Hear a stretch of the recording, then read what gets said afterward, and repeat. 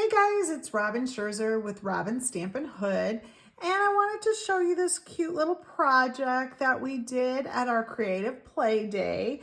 This was one of the projects that I created for everybody to make, and you can see it's a little memo holder, and then it's got your little calendar on it with a pen. It's super easy, so I'm going to go and show you how to make that. Okay, so the first thing you're going to need is I did do some fun little things so you can kind of see what this is all about. So the first thing you're going to need is your paper that you're going to use. And this is actually 11 by, I'm going to tell you that, 3 3/4. So we're going to go ahead and score this piece real quick. So that's 11 by 3 3/4. And then let's go ahead and score it. So we're gonna score it landscape at 4 inches. Open our cutter up here. So we're scoring at 4 inches, 7 inches, 8 inches. Whew, just kind of threw you right off there. 8 inches, 9 inches, and 10 inches. Okay, and that creates the base of this little piece right here. So easy peasy lemon squeezy.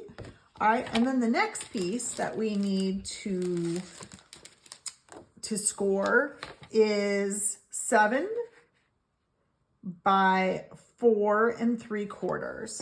So I did a little template for that too, so everybody could kind of see what you're going to end up doing with it.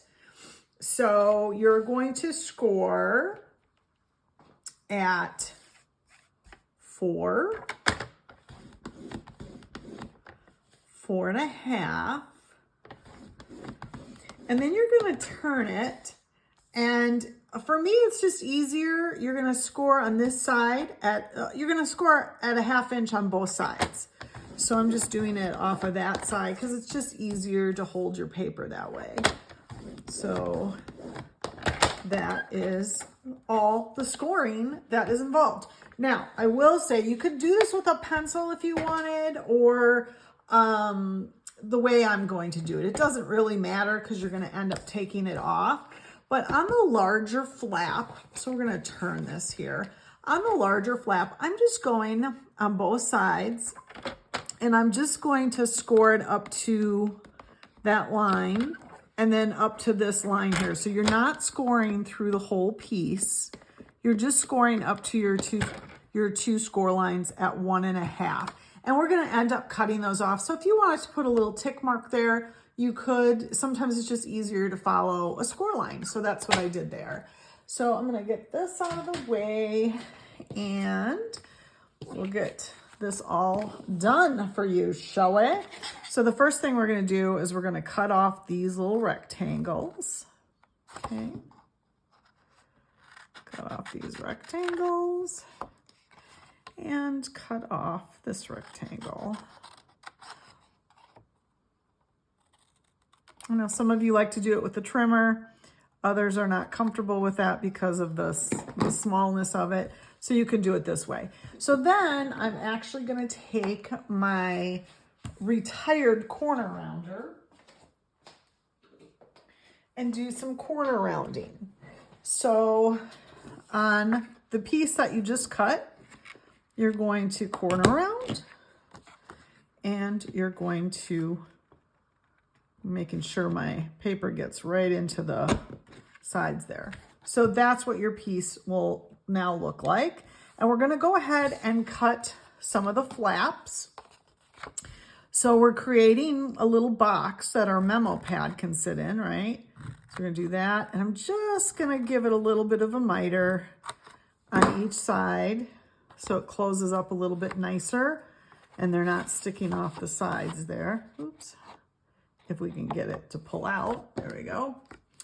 And then we're going to do this and this and this and this. You get it. I know some of you've made quite a few boxes before. So that is our piece that's going to be, like I said, our little memo holder.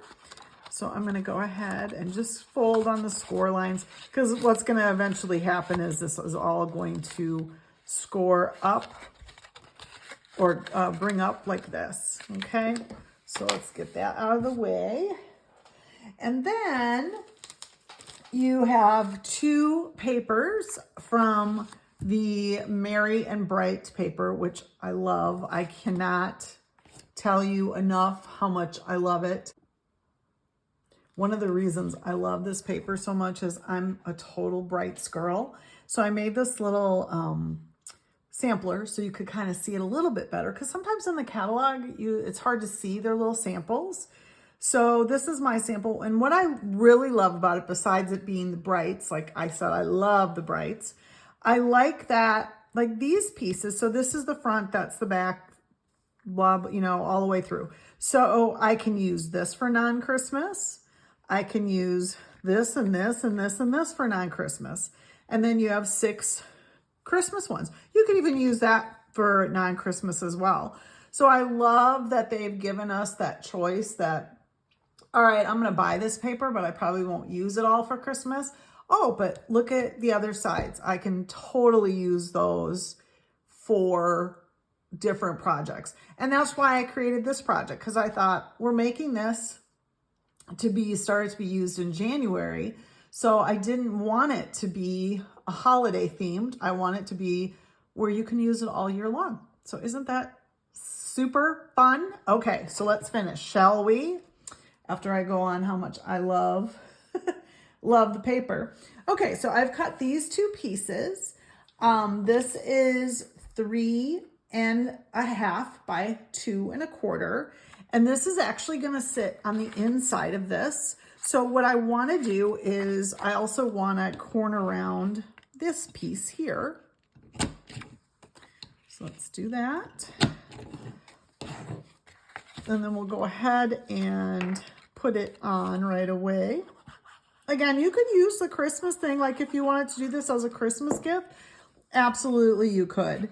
But like I said, I thought because it's going to be sitting on somebody's desk all year long, I wanted it to be kind of generic. So there's that. And then this other piece is just going to be on the front of this. And it's going to get covered up, yes, but it's by the little calendar, but that's okay. And I always find that it's easier to put this stuff on when your boxes are laying flat, right? And it really doesn't matter with this one, the direction. So we're just going to put that on like that. Okay, so I'm going to leave that for just a second because we need to go back to that first piece that we did. And we need to do some corner rounding with that piece too. So I'm just going to grab my bone folder and I should have had that ready, shouldn't I have? Oh, here it is. Digging around. Okay, so we're just going to give it a real nice burnish on all of these sides. Yes. And you're really creating like a little W. See how it's like a little W, and then you're going to bring it together like that. So what I'm going to use is tear tape, and I always recommend on projects like this where people are going to be touching them and pulling things out of them, I really recommend that you definitely want to use, you know, the tear and tape, or sticky strip if that's what you still have. Both are fine. Don't use a tape runner though. It will fall apart eventually, and you want this to be able to sit on your person's desk for the whole year, right? And maybe even into the next year, because you're going to have a calendar that you can probably go buy someplace for next year. So there you go. So there's our piece. So you can see how it looks like a little, just a little W, right? Okay. So we do have one other piece we need to score. Excuse me. Because what I found is the pen was falling down. So one of my team members suggested putting a little box there to hold the pen. So, oh, you know what? We forgot to do one thing on this. We forgot to score these. So that's okay. We can still do it while it's done. Or not score, I'm sorry, round the corners. You can see on mine, it's rounded because it has to fit that. So let's do that right now. Hopefully I just went through all of them. I don't think I was even on my, there we go. So we're gonna push that in all the way to the edges. And there, oh, that one's so much better, right? Okay, let's get that out of the way. Okay, so the other thing you need to score is this little itty bitty piece. I know you're saying, well, that's a really small piece. It is a small piece, and you really only need to score it. Actually, let's see, what is the score? This is, it's going to be a half inch and a 1 inch. I was going to tell you the measurements of this is 2 1/4 by 1 1/2. So all you're going to do is you're going to score at a 1/2 inch. Again, I like to use this side of my cutter when I do it, and then at 1 inch.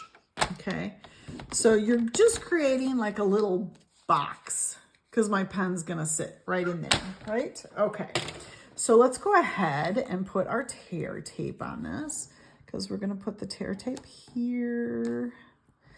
Yippee skippy. And right here. Nice, okay? And then let's go ahead and put all these little pieces together. So I know some people like to hide the ugly between the layers, and you could do that on this box if you wanted to. I always want to make sure the ugly is going toward the back, so when it's sitting, it's not being seen. So it's going to look like this. So I'm going to go ahead and put my tear tape here. And this one, again, using tear tape because this is going to be a working project, right? Like whoever you give this to is going to use it, I guarantee. Okay, so now I'm going to close it up. And I'm going to lay it on top of the small flap. But oops, let's not be so rough with it, right? We got to get it. We got to get it right. Okay. Oops, I am not having luck with that. Hold on here. Okay, so see how that flap is laying on the inside? And then we're gonna close up the box to do, so there you have a nice edge right there. And then that little flap isn't flapping around inside your box. So there you go. And I do like to take my bone folder and just give it a good rub. So it is, oops, I'm shaking you all up there. All right, so then the next thing I'm gonna do is I'm gonna put this tear tape on back here. Oops. I suppose I should have done that ahead of time, but you know, why would I do that? Again, because of the weight of this, I want to use tear tape to hold this. So just gonna, it doesn't matter, I guess. You can just randomly do it like I'm doing it. All right. Let's see. Before I put that on though, let's go ahead and use this little piece. So it doesn't really matter what side it goes on, just, you know, where you want it to go. And you could have put this on ahead of time and then laid it, but then you just have to really be careful of how and where you're going to do it. So I'm just kind of closing it up into a rectangle, and then I'm going to slide it in to the side here. Oops. Don't let it stick down until you get it all the way, because it's going to go to the bottom. So can you see, I just slid it in, and then I'm just going to give it a little rub. Give it a little rub to make sure it sticks down. So can you see that now? It does not have to be perfect. They're not going to be looking at that going, oh my gosh, that doesn't even go. Trust me, they will not be looking at that. Okay, so then we're going to go ahead and put this on here. Pull off our tear and tape. And you could put more on if you feel like, oh my gosh. And I suppose it depends too on how heavy your memo pad is. I just have smaller memo pads that you get 5 for $1.25 at the dollar store. So I use the smaller ones in this project. Okay, so I'm just gonna layer right down, make sure everything's nice and even, and voila, easy peasy, lemon squeezy. And then you are going to take your little calendar, and I'm going to also put that on with tear tape because it's heavy. So we want it to stick. We don't want it falling off when the person pulls their calendar off for the first, right? This is probably the hardest part, right? Pulling the backing off. All right. And then because this can still kind of go flat, you're just going to put it right in the middle. Yay, yay, yay. Give it a good, and this is something that I would turn over as well. And I'm just going to run my bone folder in there to make sure that it is adhesing to my paper. So there you go, super easy. And then just a cute little gel pen to put to the side that you can use with your memos. And then you're just gonna take your little memo pad, excuse me, and you're just gonna put it right in there. And look at how stinking cute that is. Love it. That's it, you guys. I hope you enjoyed it, and happy stamping.